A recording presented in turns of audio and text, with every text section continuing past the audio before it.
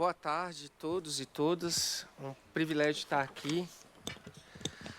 Agradeço aí o convite, cumprimento meus colegas de mesa, né? Fico muito satisfeito de poder apresentar um pouco do trabalho da Câmara de Promoção da Segurança Jurídica da Advocacia Geral da União. Então, agradeço o convite que foi formulado pela Instituto Global ESG, pela oportunidade de falar um pouco sobre isso. E é uma grande honra aqui falar um pouco sobre a Câmara de Promoção Jurídica no ambiente de negócio da AGU, que carinhosamente a gente chama de CEJAM, né? Mais especificamente para falar como a CEJAM é uma ferramenta eficiente e democrática para ampliar e qualificar o debate entre a administração pública e componentes da sociedade civil. E isso é feito através de dois mecanismos: a institucionalização de um canal de comunicação entre a Advocacia Geral da União e setores da sociedade civil, e a construção de um processo de trabalho que possibilita a realização de um diagnóstico preciso sobre problemas públicos estruturantes e a atuação articulada para solucioná-los. O objetivo da CEJAM é encontrar formas, então, inovadoras de exercício da função institucional da advocacia pública para garantir segurança jurídica, eliminando dúvidas que eventualmente venham na aplicação de normas ou alguma falha regulatória que seja eventualmente apontada. Então, a gente busca arranjos jurídicos técnicos que promovam o desenvolvimento sustentável e também a transição ecológica.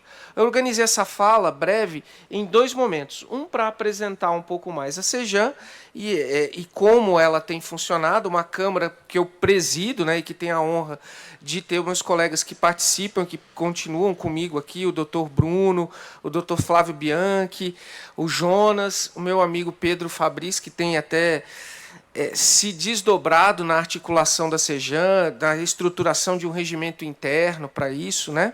E falar depois, no segundo momento, sobre a atuação da AGU no fomento a instrumentos jurídicos sustentáveis e na promoção da agenda ESG. Então, falando especificamente sobre a CEJAM, ela é um instrumento criado pela Advocacia Geral da União com esse objetivo: institucionalizar e, de uma forma republicana, se articular com a sociedade civil. Eu sempre lembro que quando que a gente chega na Advocacia Geral da União, chega uma nova gestão, os atores da sociedade civil, o setor empresarial, o setor sindical, eles buscam a Advocacia Geral da União. Então, a gente precisava de um mecanismo que fosse republicano para que se articulasse essa conversa. Então, a CEJAM funciona um pouco como esse instrumento. Mas a gente participou e ampliou a CEJAM para ela ser muito além do Executivo Federal. Então, quando a gente fala que a advocacia está representada, sem qualificativos, pública, privada, federal, estadual, é porque todos esses atores foram convidados para articular a advocacia, para articular com a Advocacia Geral da União esse novo instrumento. Então, participam da CEJAM o COMPEG, que é o Colégio Nacional de Procuradores Gerais dos Estados e do Distrito Federal, representando todas as procuradorias dos 27 estados da federação. Além disso, a Associação Nacional de Procuradores e Procuradoras Municipais, a ANPM, representando os municípios. Um dos grandes casos tratados pela CEJAM, e que inclusive levou um parecer apresentado ao Supremo Tribunal Federal, foi especificamente sobre a cobrança de IPTU em investimentos de infraestrutura, envolvendo uma articulação com os municípios. E, além da advocacia pública, também o Conselho Federal da Ordem dos Advogados do Brasil participa da CEJAM.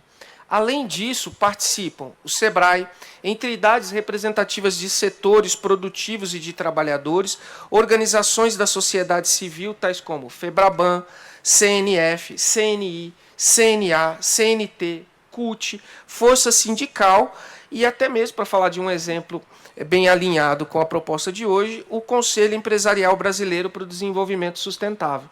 E espero que, em breve tempo, também o Instituto Global ESG também esteja participando dos quadros da CEJAM. E todas essas entidades podem demandar o pronunciamento da CEJAM, apresentando situação de incerteza jurídica que ultrapassa o interesse subjetivo específico de determinada empresa ou pessoa.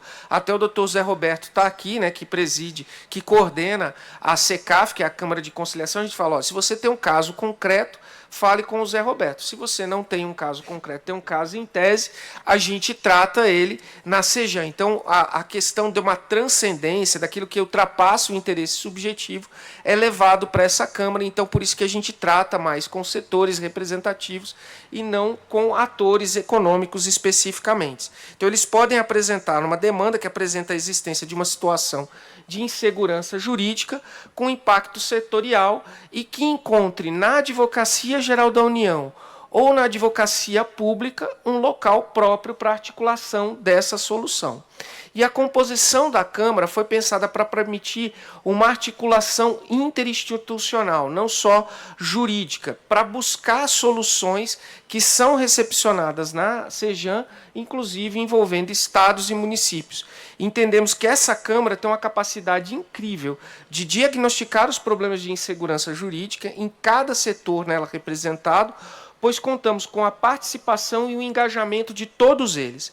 E a capacidade de diálogo e de formular diagnósticos em razão da composição, ela é qualificada em razão dessa diversidade de membros e do poder de articulação que a Advocacia Geral da União tem em função dessa função transversal e dessa capilaridade que ela tem.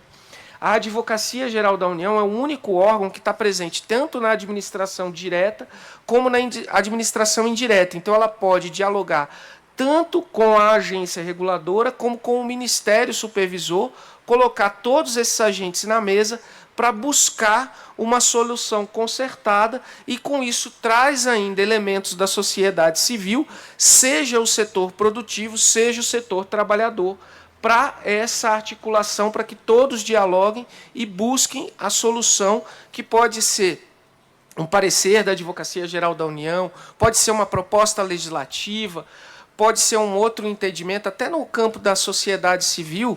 A gente até foi convidado recentemente pela Secretaria-Geral da Presidência da República para apresentar 2 pronunciamentos que fomentavam o marco regulador das organizações da sociedade civil. Um tratando especificamente sobre a não incidência da regra de nepotismo nas organizações da sociedade civil. Então, embora elas recebam verbas públicas, as organizações da sociedade civil muitas vezes são heranças até familiares, né? Você é engajado pelo pai, por um tio. Então, trazer a regra do nepotismo simplesmente porque elas recebem aportes de recursos públicos se levava a um certo exagero. E outro aspecto era, na lei de responsabilidade fiscal, trazer especificamente de que essas organizações da sociedade civil não entravam como mão de obra para aqueles fins de limitação de gastos com servidores públicos. Então, com isso, a gente conseguiu trazer segurança jurídica para que essas organizações desempenhassem a sua atividade. A CEJAN atua por meio de 2 comitês temáticos, um tributário e outro regulatório, que trata de todas as questões que não sejam especificamente tributárias. Então, o comitê começou muito articulado e muito desenvolvido na parte tributária. Então, até tem uma fala do Dr. Leonardo Alvim, que é quem coordena o Comitê Tributário ao lado da doutora Rita Nolasco, que ele fala que o primeiro intérprete da legislação tributária é o contribuinte. Então, esse contribuinte tem uma compreensão da norma que é feita de boa-fé, que é feita à luz daquela interpretação, mas muitas vezes ele se depara com o órgão tributário que tem uma característica de que eu sei o quê? Mais conservador nessa sua interpretação. Não significa que a interpretação de um seja errada e da outra seja mais correta, mas a gente busca essa articulação e leva a interpretações, principalmente com a mediação da Procuradoria-Geral da Fazenda Nacional, que sejam mais consistentes com a jurisprudência dos tribunais pátrios, né, e da razoabilidade. Então, as entidades que compõem a CEJAN têm a oportunidade de formular dúvidas interpretativas, por exemplo, sobre a reforma tributária. Então, vejam só, a reforma tributária vai viger a partir de 2027. E nós tivemos um encontro na Fiesp, em São Paulo. Esse também é um outro aspecto interessante da Sejan, é que a gente evita fazer as reuniões dentro da AGU, para mostrar que tem uma busca ativa da Advocacia Geral da União por meio disso.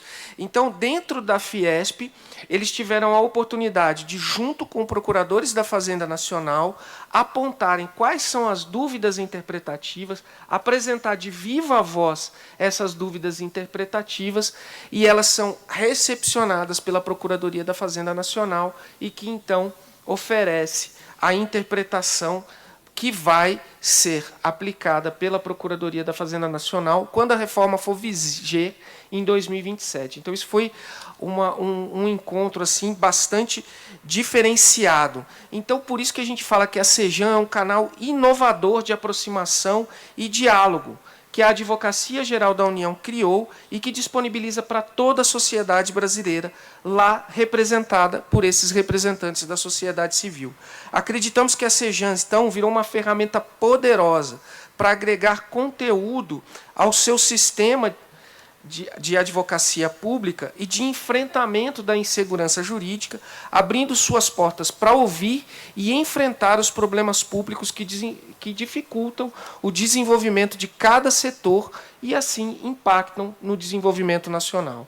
É intuitivo que novos arranjos normativos que sustentam e sustentarão a transição ecológica trarão dúvidas jurídicas, e que, se não forem tratadas adequadamente, poderão atrasar ou mesmo impedir o desenvolvimento sustentável pretendido. Então, é intuitivo também que o tratamento dessas questões exclusivamente no Poder Judiciário, mediante lógica adversial, não contribui para isso. A judicialização da vida não traz respostas que o tempo do Brasil precisa. Ela vai gerar frustração e perdas de oportunidades. Se é possível antecipar esse cenário, é necessário também antecipar os caminhos para a sua solução. Sabendo que a insegurança jurídica floresce num contexto de desarranjo multifatoriais, não podemos deixar de destacar um desses fatores. De forma consciente ou não, criamos uma cultura de judicialização excessiva dos problemas. Muitas vezes criamos verdadeiros incentivos ao tratamento de conflitos no âmbito do judiciário, pois vivemos por um longo período com a falsa percepção de que o judiciário era o único caminho de solução de controvérsias. O judiciário seria capaz de responder sozinho a todos esses anseios da sociedade? Parece que não. Então, precisamos construir novos caminhos. Percebemos que tais expectativas em relação ao judiciário não poderiam ser atendidas e que isso geraria um atraso no desenvolvimento de outros métodos de solução. Mais recentemente, então, começamos a olhar com atenção para esses outros meios. Hoje, a ideia de que os problemas precisam ser solucionados pelo meio adequado de solução respectiva da controvérsia está mais consolidado. Este conjunto de percepções acaba por nos impulsionar a criar a Sejan com essas convicções de que a advocacia pública tem vocação para solucionar conflitos públicos estruturantes e que a consensualidade e o tratamento dialogal são instrumentos necessários para solucionar questões complexas com vários interesses legítimos a serem todos tutelados. Assim, finalizo essa primeira parte concluindo com esta ideia. Pretendemos ter na Sejan um espaço de diálogo com a sociedade, para criar uma cultura de prevenção dos litígios e construção de problemas estruturais e consensuais diante de problemas também estruturais e complexos.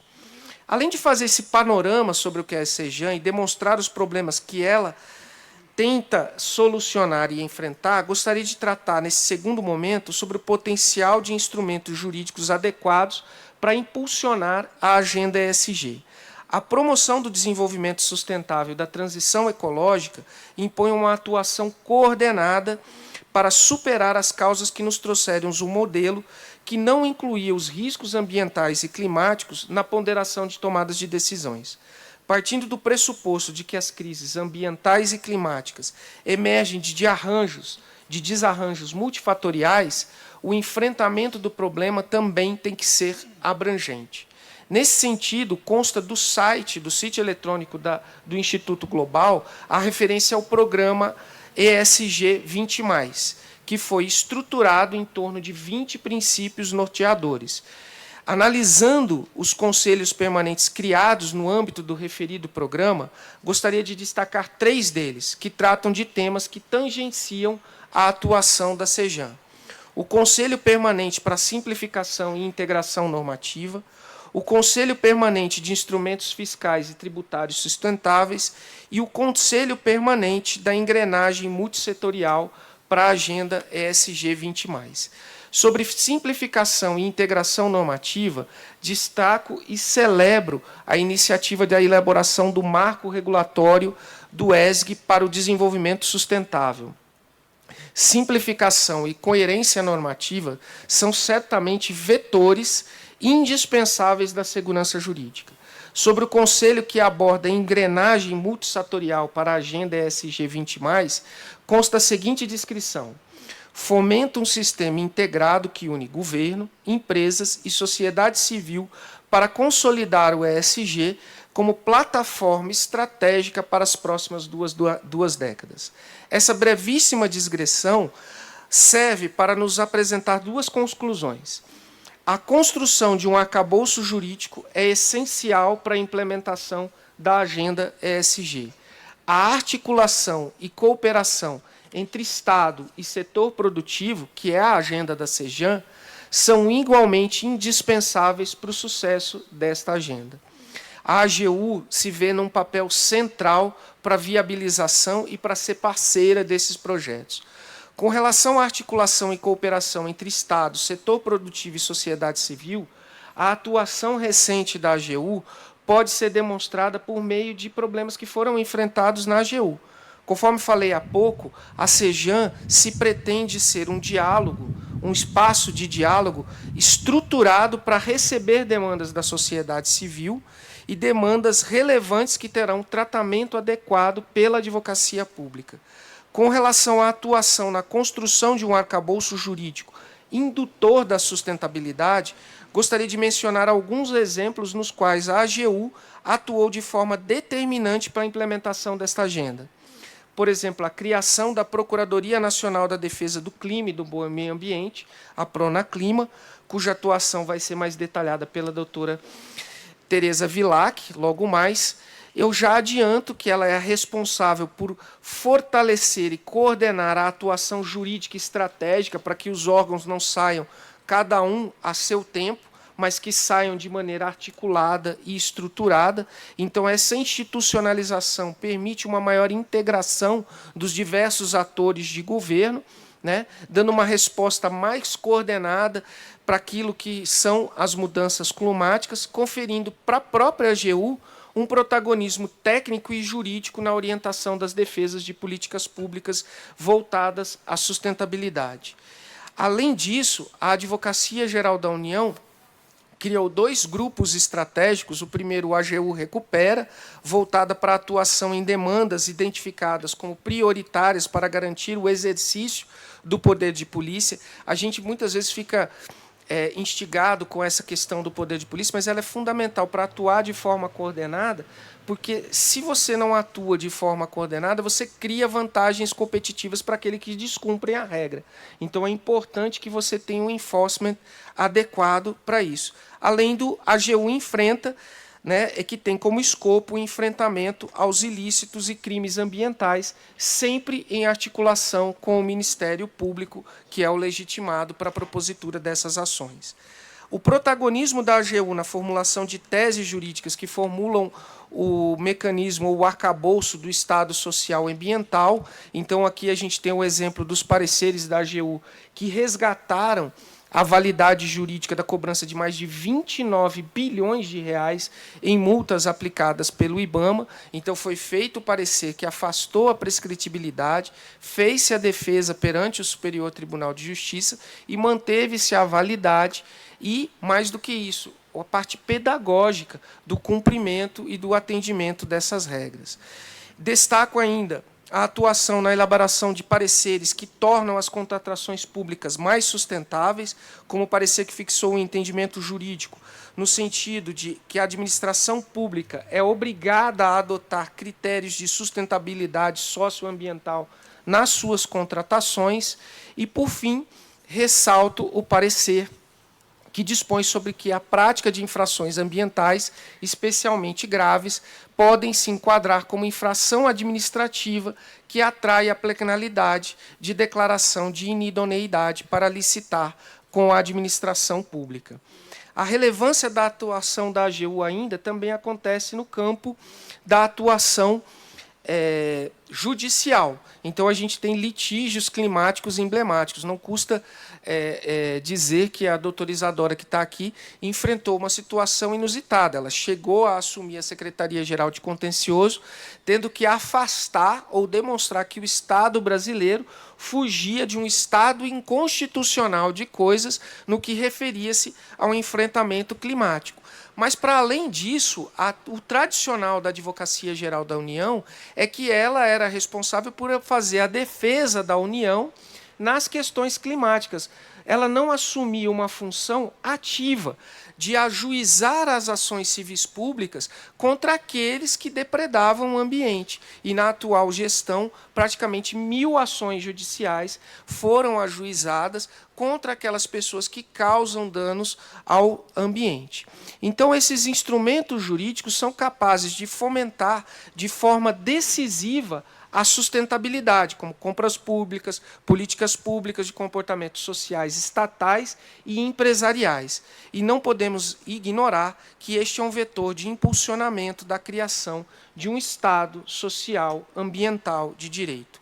E aqui retorno aos 3 temas, para encerrar, que mencionei dos conselhos permanentes criados no âmbito do programa ESG 20+, que contém uma atuação na AGU na busca por simplificação e integração normativa, eficiência dos instrumentos fiscais e tributários sustentáveis, articulação multissetorial. Então, finalizo com a sensação de que o futuro é desafiador. O ministro Jorge Messias falava dos desafios geopolíticos que enfrentamos recentemente, mas com a convicção de que temos bases técnicas e jurídicas e a vontade para enfrentar adequadamente um modo de construir um Estado socioambiental de direito. A atuação da AGU, temos testemunhado uma transição de uma postura meramente defensiva para uma atuação propositiva, coordenada e estruturante, que reconhece no enfrentamento da crise climática um imperativo constitucional, ético e civilizatório. Precisamos, por isso, avançar na percepção de que o modelo institucional e cultural do tratamento das controvérsias, focado na judicialização dos problemas da vida, é insuficiente para lidar com a urgência das crises ambiental e climática. Precisamos aguçar o nosso senso de oportunidade que a transição ecológica nos traz, para posicionar adequadamente o Brasil, técnica e juridicamente, para enfrentar os desafios que temos à frente, e trabalhar pelo futuro para que seja democrático, inclusivo e sustentável.